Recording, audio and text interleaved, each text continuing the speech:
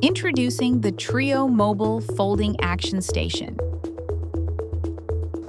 Release the external harness to access the internal components and carefully remove the main frame. Place the frame on the ground and fully extend it. Insert and secure the left and right support rods until they lock into place. Then engage the wheel locks to keep the unit secure during setup.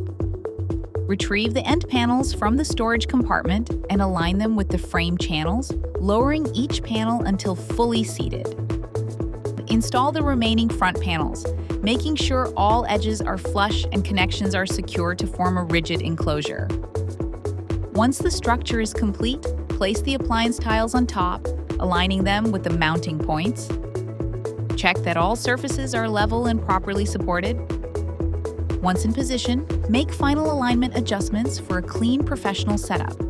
For breakdown, lift off the appliance tiles and set them in their specified area carefully.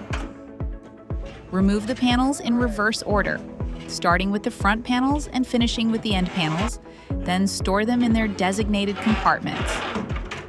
Unlock the casters, release the support rods, and fold the frame inward, collapsing all hinged sections in a controlled motion. Return the collapsed frame to the storage area.